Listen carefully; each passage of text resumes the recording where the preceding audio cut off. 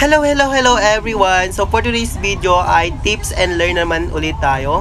And concern lang pala ako sa mga nagsisimula palang gumagawa ng content or isa kang content creator na hindi mo alam ito. Dapat malaman mo to.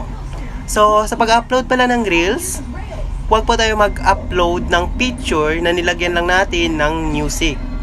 Mali po yun. Hindi po tayo mamonetize. Karamihan kasi mga ka-views sa mga friends and followers ko na naging content creator or nagsisimula pa lang sa pag-upload pero hindi nila ito alam. So, dapat iwasan talaga natin ang pag-upload ng picture sa Reels po. Kasi ang Reels is short video lang yan. Ang picture is a post lang po. Pause.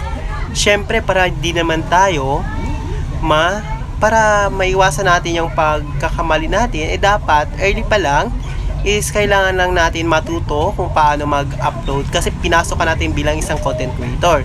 Syempre, dapat magtuto din tayo and manonood tayo ng mga tips sa mga iba dyan. Ako nagsisimula pa lang, so nagsisimula pa lang ako nag-share ng mga tips kasi ako din, ganyan din ako dati pero sa ngayon is iniiwasan ko na yon. Kaya nga iwasan natin yung mga ka-views para walang issue or violation yung account natin.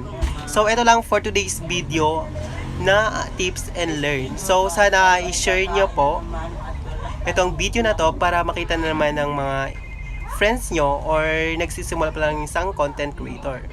So ayun lang, bye bye.